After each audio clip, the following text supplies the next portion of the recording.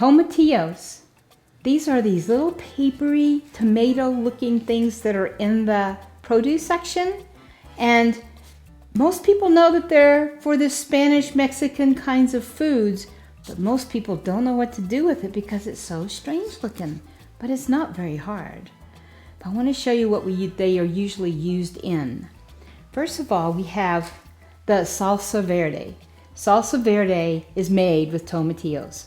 They are the main ingredient. They give it the flavor, but they also tone down the spiciness because they have a lemony kind of flavor. Oh, that's pretty tart, and it tones down the spiciness in the salsa verdes. And then also, there's the green taco sauce. And most of the sauces that you find in the Mexican food aisle will have tomatillos in them. Some are the main ingredient, like when you read the label on this one, it's one of the first ingredients. When you read the label on this one, it is down near the bottom of the list of the main ingredients in here. Now this can came from Mexico. So to me, this is authentic salsa verde that comes in a can.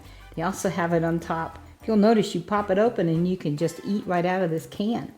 So anyway, these are the two kinds of things that you'll find most of the time. The salsa verde and the taco sauce have the tomatillos in them. Now I wanted to show you the development of a tomatillo. Most of the time they are used green. They start out small and this little papery shell keeps it enveloped. And they get bigger, and so does the papery shell. You can hear it. And it gets bigger, and this keeps growing with it. And then you'll notice that this one is starting to pop open, whereas the other ones had sealed bottoms. And then this one has totally popped open because it's at the full size. Now, once they start turning yellow, they get ripe, and most of the time they're not used that way. They're usually used when they are green. I wanted to show you what to avoid. This one, if you'll notice, has got the papery shell and it looks kind of big. But when I open this up, there's this little tiny tomatillo in there, and this one may not be good. Because if you notice, the tomatillo didn't keep up with the size of the papery shell. To be able to access them, of course, it looks like we need to get off this papery shell. And that's exactly what we need to do.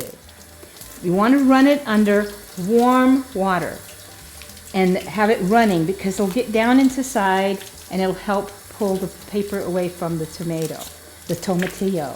They are related to tomatoes, but they're kind of far from the real tomato that we have. And then as you pull off that, you'll feel a resin.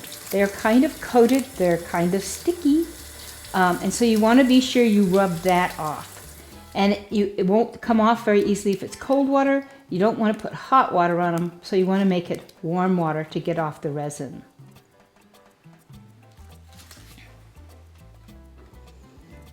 Now once you get them all cleaned up, isn't that very pretty? They are this color. These are like prime. They are ready to be used.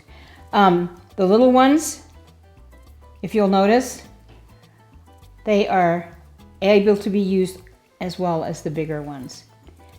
And so most of the time they're cooked, but you can do them raw and put them into salads or guacamole.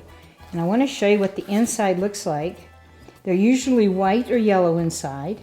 They have a lot less juice than the tomato that we would buy, our regular tomato. There's a lot more meat to it. And if you'll notice, there's nothing running out on the cutting board at all. And that's pretty much what the inside looks like. Now they can chop this up. It's not real spicy like you think hot peppers are. And this goes really well into guacamole. However, most of the time you want to stew them or poach them. And so what you would do is after you have taken them and gotten them all cleaned up, you would put them into hot water and bring it to a boil and cook it maybe 5 to 10 minutes depending on the sizes of the tomatillas. The way to test if they're done is to take a fork and pierce it or push on it, and you'll feel that it's really soft underneath, and that's going to take at least 5 minutes to do that. And then you would drain them, and then you would use them in your recipes.